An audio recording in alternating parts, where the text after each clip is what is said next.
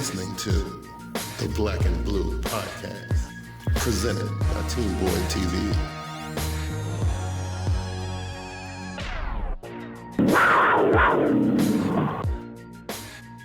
What's going on, everybody? It's your boy Big T from Platinum. That's TeamBoydTV.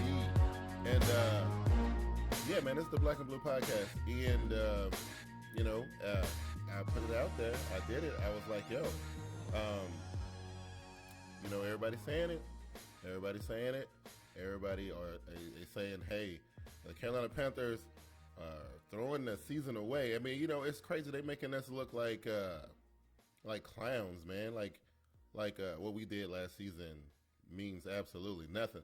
Now, I'm going to say this, before I get it. Well, you know what? Let me back up a little bit because, I always get excited when I do the Black and Blue Podcast. I always get excited. Excuse me. And, but let's back up. Let's give our props what props supposed to be given and what props are due. Let's give a big shout out to The Passion, High Five for the intro track. I always got to make sure that people who look out for TeamBoydTV and the TeamBoydTV project, I got to give them their props, man, all the time. And this dude provided this track, and it's phenomenal. I absolutely love it.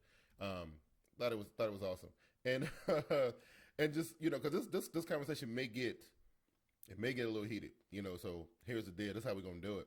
There's a couple different ways you guys can be a part of the show today. I'm trying some different things. I'm saying I try to. I'm always trying to move forward with this technology stuff because it's you can reach people so much easier nowadays than you can ever could before back in the day. So listen, we're talking about the Panthers, Carolina Panthers, tapping out for 2014 because that's what everybody's saying. And and honestly, I can't say I agree and I can't say I really disagree. It's just some weird stuff going on. And but here's the deal: you guys want to get into a conversation? There's a couple ways you can do it. We just launched, and honestly, I wanted to do it in May because I wanted to wait, but I was so excited when I saw the finished product. I was like, oh my God, this thing is so awesome. The new TeamBoydTV.com version 2 is live. It's up and going right now. And if you go there right now, and I meant to put a link in the description on the YouTube channel. I really did. But I was having some audio issues when I was trying to set up. But if you go to TeamBoydTV.com, there's a tab up there. Let me navigate to it real quick. There's a tab up there that says live shows. If you click the live show button, there is it'll take you to a page where the show is being broadcast live on TeamBoydTV.com. There's also a message box there or text box where we can chat, and it's actually a lot faster than what they have here on YouTube. So all that waiting 3 or 4 minutes for the messages to pop up, it's a lot easier to do it if you go to TeamBoydTV.com. Other way you guys can kind of call into the show. I have my Uvu line wide open. You go to Uvu, type in TeamBoydTV, hit call, boom, you on the show just like that. Also, I got my Skype line wide open, same situation. You want to get it, you want to call me and, either debate or agree or disagree, whatever, it doesn't really matter. I just want to get some dialogue going. The Skype line is open. Open up Skype, type in TeamBoydTV, call in. We will get busy and we'll do it. Now, I was excited about all the stuff that we got going on for TeamBoydTV for the upcoming season. And as excited as I was about getting ready for the 2014 NFL season, I'm having to deal with this Carolina Panthers stuff because I'm a Carolina Panthers fan, right? And this has been a tumultuous off season, man. It is crazy. Now, I got some audio clips from Pro Football Talk that aired yesterday, and I'm sitting there watching the show, and they talking this crazy stuff. I'm gonna say this first and foremost.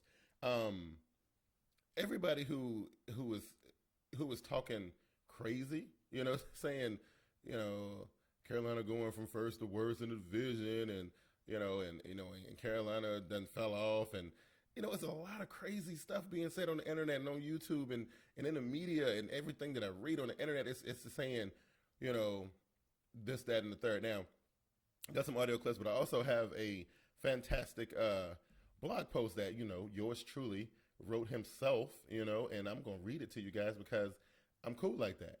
You know what I'm saying? Then, because I'm gonna read this, and then you know what? I'm gonna put the Steve Smith thing to bed at least until the regular season starts, and we can talk about something more concrete and something more serious. Because personally, and just honestly, I'm tired of talking about this. I really am tired of talking about Steve Smith. And I'm gonna say this too before I start reading this. a couple dudes on YouTube. I don't want to call nobody out, but the Ravens Red Zone, I saw your little disrespectful little video. I saw it. And, look, it's cool. You guys are Ravens fans. You got Steve Smith. You ought to be happy. You know what I'm saying? Like, the one thing I will say is your Ravens fans are doing way better than a lot of these, some of these Panther fans that I've been, encountering over the past couple of days in the last week or whatever about the Steve Smith thing. I think it's ironic that these Baltimore Ravens fans are ecstatic about Steve Smith coming to their team. Meanwhile, the Carolina Panthers guys, they really didn't believe that the dude had what it takes to finish out his career here. It is a crazy thing, and I know we've been talking about it forever, but this right here is going to be the last conversation I'm going to have about it until the season starts, and we can talk about something like, like something real, you know what I'm saying? Like something for real, you know what I'm saying? So before we get into the subject at hand, let's deal with the Steve Smith matter for the last time this off season. We'll talk about it later, but we're going to talk about it this time for the last time. All right, so up on TeamBoydTV.com right now, right now, up on TeamBoydTV.com right now, there is an article written by me, Big Q, right? It says this: how much of an impact does Steve Smith's departure have on the Carolina Panthers? Right, that's what it says. And let's see if I can bring my volume down just a little bit because I get excited about stuff like this. All right, this is what I wrote. Former Carolina Panthers and recently signed to the Baltimore Ravens wide receiver Steve Smith is a legend in Carolina, which he is. His recent dismissal by the team that he gave the last 13 years to has brought the Panther Nation to his knees. A lot of fingers have been pointing at Carolina Panthers general manager Dave Gettleman as the prime suspect for Steve Smith's unceremonious dismissal. Others have brought up suspicions of an edict set in place by the younger, up-and-coming, quote-unquote, heirs to the Panthers' throne. One thing is for sure, there will almost positively be no presence to get the team fired up when they need it most. A lot of people on the internet have been talking about Steve Smith's production and how it's been in a steady decline for the last 3 seasons. Now, my interpretation is that Steve Smith's contributions do not always show up on the stat sheet. Now, check this out. How do people think that Brandon LaFleur was able to make the kinds of plays that he made last season? What about Teddy Ginn? Would he have been able to get as open as he got, as often as he got, if Smitty wasn't on the field drawing attention? Furthermore, if Steve Smith's production is indeed the thing in question here, why was he still drawing double coverage most of the time that he lined up? I think the only people that were questioning his ability on the football field were quote-unquote Panthers fans and the media, right? Because real dudes understood that Steve Smith was a threat and still is a threat, right? And I'm using quotation marks here because I don't think the opposing teams were that negligent to allow Steve Smith the opportunity to break out on them.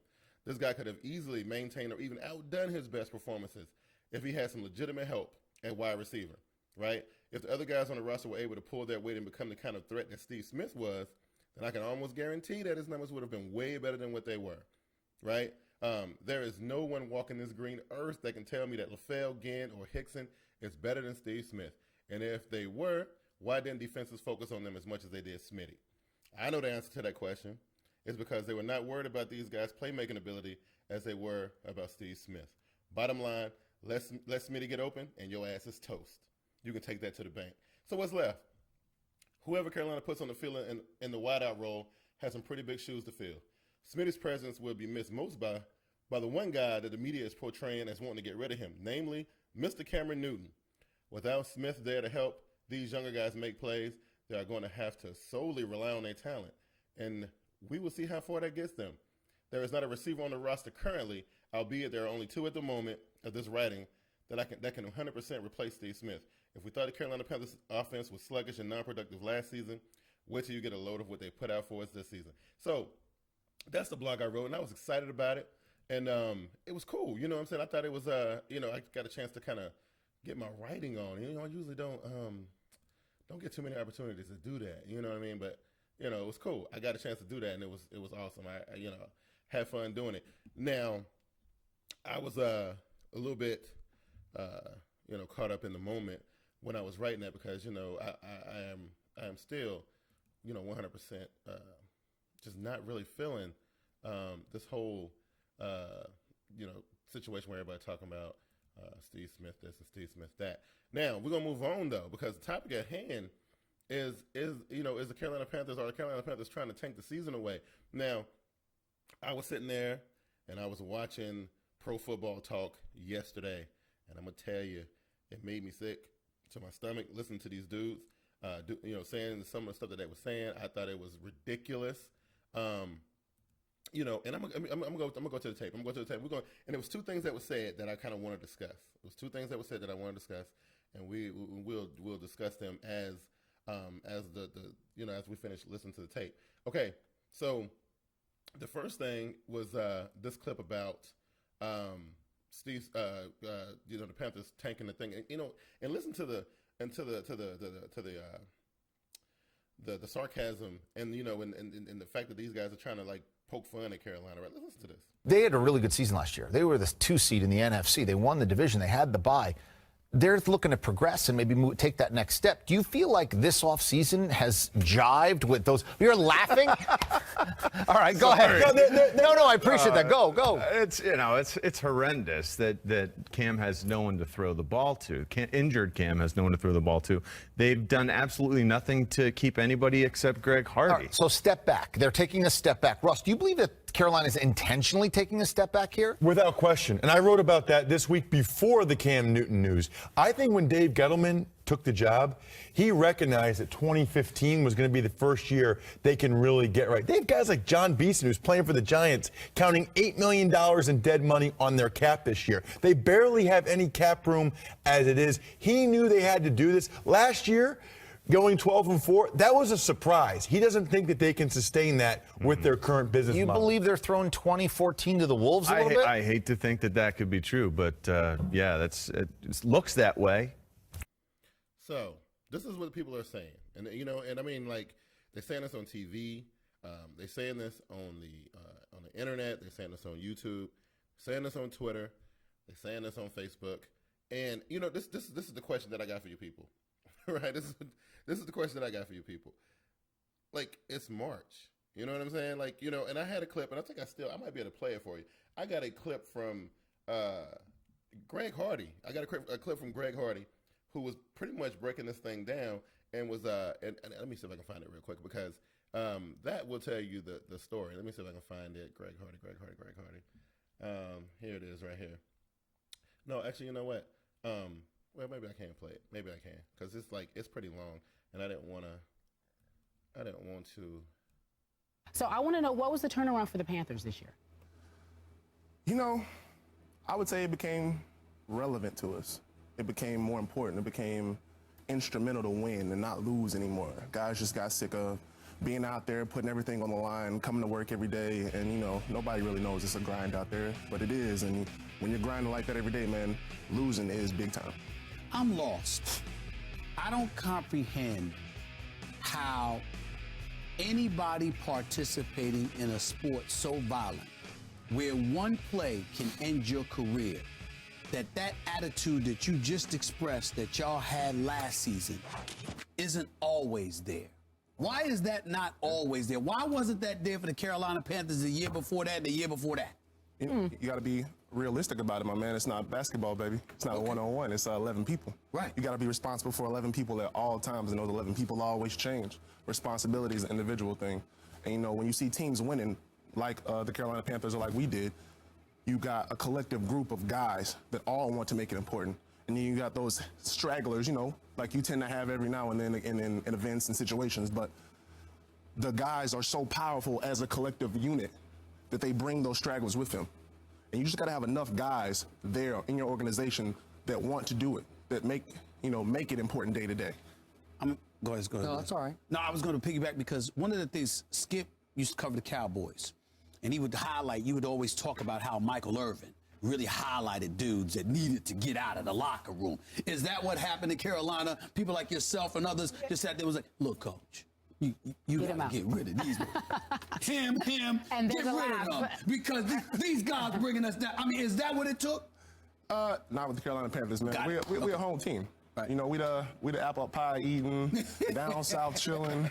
bring it to your battlefield every day of the week type team, man. We got guys like Steve Smith. Right. We don't need me. You know, No, we don't need I guess coach. what I'm saying is Yeah. I'm talking about last. Yeah. I'm talking about before last. I'm saying to get to what we saw last season. Yeah. Is that what you, not you specifically, but Steve Smith, anybody? Is that what had to be done? I would say the same type of attitude, but not that particular, Right. effect. We didn't go and say, hey, this is who we need, this is who we don't need. We came together, coaches walk away. Only players. We're not losing no more.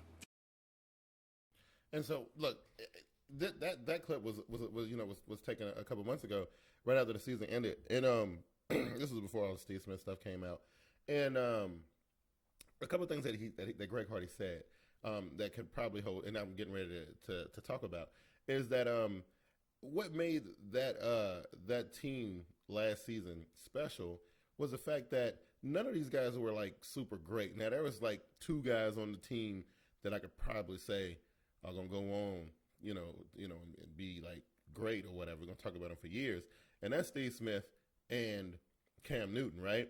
Maybe Cam Newton, I don't know. We don't know, but probably, right? Ted Ginn, Brandon LaFell, Dominic Hickson. Come on, man.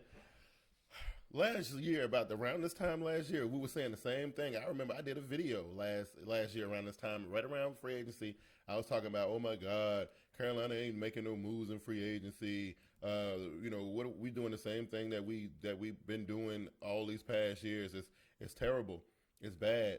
We can't win nothing like this. Blah blah blah. I was the guy saying that. That was me, right? A Panthers fan, right? And here's the thing, nobody, and I mean nobody expected that group of guys to come together and do what they did last season. And so here is where I have a problem. I have a problem because, at the beginning of the season, so-called, and I'm going to say that, so-called Panthers fans were saying, oh, I don't know, man, we may win. I heard a lot of people saying, and I think when we was doing the preseason divisional breakdowns and stuff, we was doing the NFC South, and the guys on the panel, a lot of them were saying 9-7 and and stuff like that, 10-6. It was the best that Carolina was going to be able to do. Nobody expected them to go to the playoffs and this kind of thing, right? So this is what was going on. It was the same thing. What was going on then is what's going on now, right?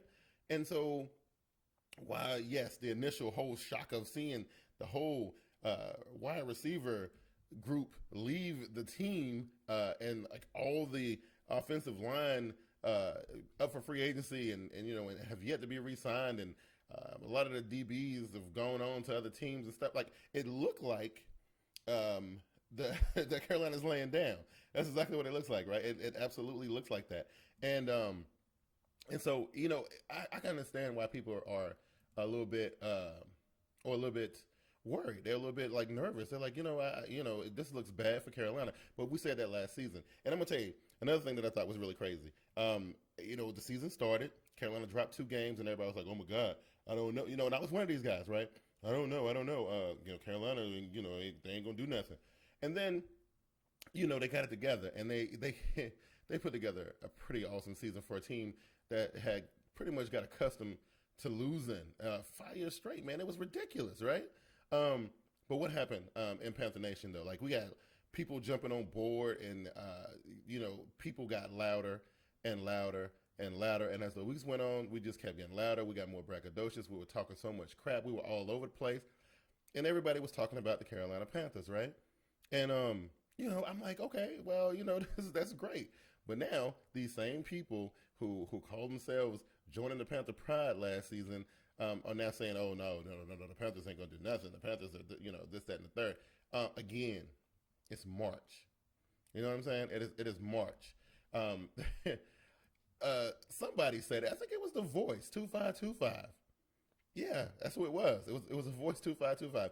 He said that Super Bowls ain't won in March, man. You don't win Super Bowls in March. You don't win Super Bowls in free agency, man. You don't win championships, in the off season. You know what I mean? Like, you got to wait and see what the organization puts together. Because I'm gonna tell you, I honestly believe that I don't know what the plan is. I can't say I know what the plan is, but I can honestly say that I think that we're going to be okay. Are we going to replicate what we did last season? Who knows? Who knows? But there's a lot of options for Carolina, right? There are because everybody know we broke and we ain't got no money. Everybody know that. That's not a secret. Everybody know that we broke.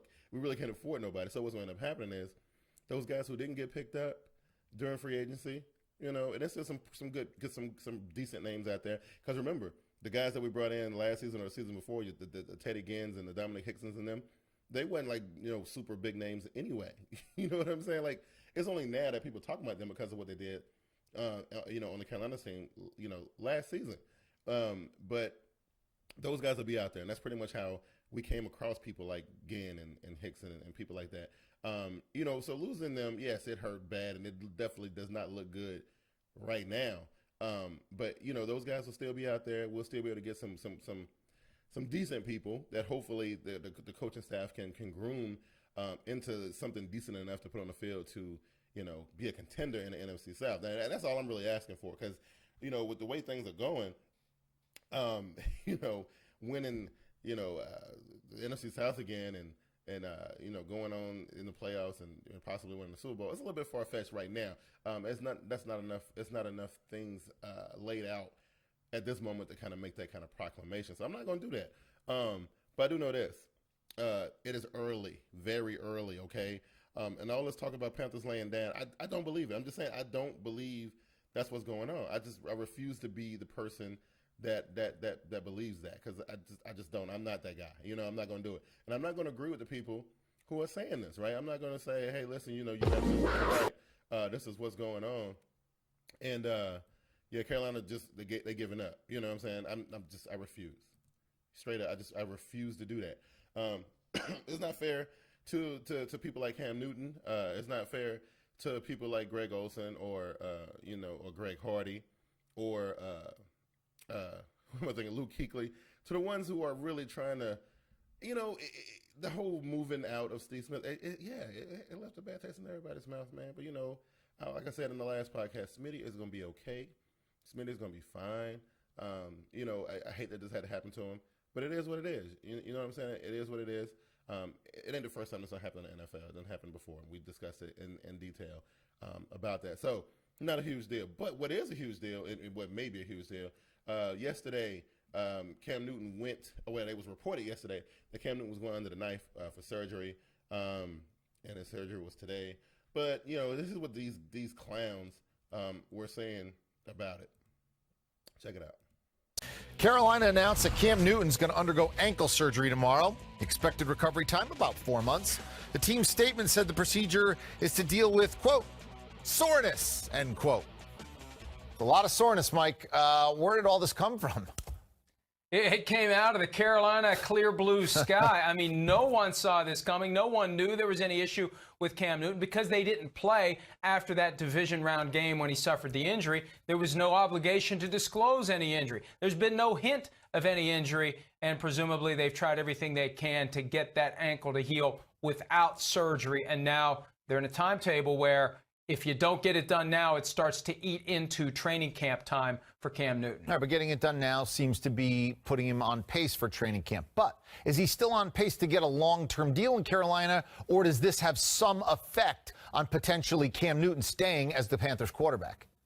There's no way this doesn't affect it. And he's already said that he won't hold out under any circumstances. And from the Panthers' perspective, they have to wait and see if the ankle is fine. They've got to see him back at 100%. They've got to see him doing what he does best before making that long-term investment. And I think he gets it. I think he understands it. It could make him more anxious to get a deal done when he gets to 100%, because you could suffer that injury that does take away your ability to get the contract. But I think Cam Newton will understand that until he's shown that he's healthy again, the Panthers can't make the kind of investment that he wants. Now, this is what I am concerned about. This is basically this is what's bothering me, right? Because I said this in the last podcast that for whatever reason, as much as we are starting to fall in love with Cam Newton and that whole thing, just like we fell in love with Steve Smith, this season is critical for Cam Newton. So they're going to have to put together a team for him because, like I said, man, I think that if they tank this season like everybody claiming that they're trying to do, then, the plan is already in motion for Cam to break out. As soon as the season is over, they're going to probably try to slap him with a franchise tag, all this crazy stuff. And if the deal is on the table and, he don't like it or he don't have the pieces around him where he feel like he can succeed, this dude is gone, man. This dude is out. And he won't be a free agent for very long. And so, I wouldn't get used to seeing Cam Newton in the Panthers jersey if the Carolina Panthers don't win at least 10 games this season. And I'm saying this early and I'm saying this now. If Carolina does not put together at least a 10-win season, you can say bye-bye to number one, and we'll be looking for another quarterback again. So, it's that kind of thing. And I'm going to tell you what will really be the telling thing, especially since Cam Newton went to go have a surgery. He won't be back until right at training camp time, supposedly. Watch what Carolina does in the draft. If you see a quarterback come out of there, I would definitely be thinking that they might be trying to move Cam out of there. I don't know, because he's going to demand a whole bunch of money, and we'll see how that work out. But it just looks like that's what it looked like to me. I'm just saying, But for the most part, though, I'm thinking everything will turn out okay. I think that we will put together a squad that's going to be able to contend. I really believe that. I think that it's going to be enough talent in the draft, in the supplemental draft, in the ones of people who got cut or relegated to practice squads, things like that. We've seen people come off practice squads and go on to do big things. One name comes to mind, that's Victor Cruz. Dude came off the practice squad, he goes on to win the Super Bowl. So, it's not impossible. It's still some gems out there that people kind of got overlooked because there was other people who played the same position that they did that they just didn't really get the shot that they needed. So, Panthers fans, trust me when I tell you, relax a little bit, okay? I know it looks bad, and as loud and as proud as you guys were, last season, I need to see that now. I need you guys to act like, that you guys are real deal fans, man. And all this believing all this media hype and all this media spin. Look, it's just that. It's just media hype and media spin. And it's okay. It's all right. Carolina's gonna be fine. Hopefully, Cam, you got to see what it look like when he comes from his injury, man. You got to see how that's gonna play out. And I understand how a lot of people can be upset. With the the video floating around YouTube with the little kid crying and stuff, and everybody thinks it's funny, and that kind of thing. Oh, okay. Who want me to fix my volume? Let me see. Let's check this out. Oh, JB, what's wrong with my volume? It sounds good to me. I don't know. It sounds good to me. Let me play it back and see, because it sounds all right to me. Let's see. The upcoming season, and as excited as I was about getting, sound all right to me. I don't know. I sound fine. I mean, like, unless you're talking about, of course, I'm using a different microphone, so it look like it's only playing in mono, which I should have fixed that because you got a brand new mic, and you get a brand new mic, and you don't play with it before the stream go up. Some ridiculous stuff, Hopefully the stream wasn't as bad as it was last week, because the volume was a little rough on the one from last week. The volumes were all over the place. I'm still trying to work out the kinks in this way. JB, thanks. Good looking out on that though, because I played it back and the volume seems to be okay. I'm not 100%. Unless you need me to turn it up, I'm not sure. But yeah. So listen, that's really all I wanted to say. I just wanted to say that we probably can relax a little bit, and Ravens fans, look, you guys, you got a good player. You know what I'm saying? I was talking to my brother about it. He's excited. I see the Ravens Red Zone crew. They kind of excited. Hey, listen, man, use the guy. Don't kind of like screw him over and nothing like that. Let him do his thing. I'm not mad about it. I just I don't want you guys throwing that crap up in my face though. You know what I'm saying? I'm kind of tired of seeing you guys celebrate it when we hurting really, really bad. But it is what it is. You got to take it on the chin and that kind of thing. And so that's how that's gonna roll. That's really all I really got. Only thing I got really to talk about, just to let you guys know about, is that I had originally said that the TeamBoydTV.com site wasn't gonna be ready until May, when we really started doing our divisional breakdowns and stuff on TeamBoydTV Live. The site is ready. It's kind of up now. It's not fully 100%, but most of the stuff is working fine. The homepage is good. The videos on the page work fine. The blog is good. The live shows page is working. Still need to put the bios in. Still need to do some tightening up of some other little tiny things. But the site is up, it's running, and it's great. And so we're going to continue doing the Black and Blue podcast. Try to do this on Wednesday. Sometimes do it in the afternoon, and I want to try to do it later to this week, just to see if I could grab a couple more viewers or whatever. So I kind of push it back a little later. We'll probably definitely won't be doing it this late when we start the divisional breakdown, because this is the time slot that I usually use for that. And shout out again to my boy JB. Can't wait to hook up with him and Glass, and probably get Louie Tee and the Voice 2525 in the mix. So we'll probably try to get some people, in on the show, because, we got a lot of cool things coming up, and that kind of thing. A lot of cool stuff. I talked about it in the video a while back, and I keep on adding more and more things. We got a lot of stuff we're going to be doing for you guys this football season.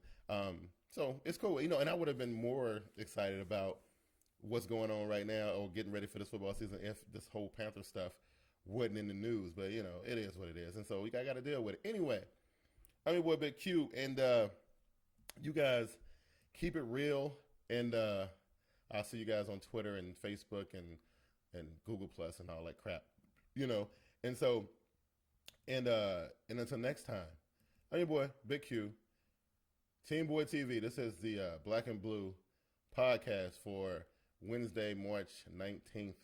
Y'all take it easy, all right? Peace.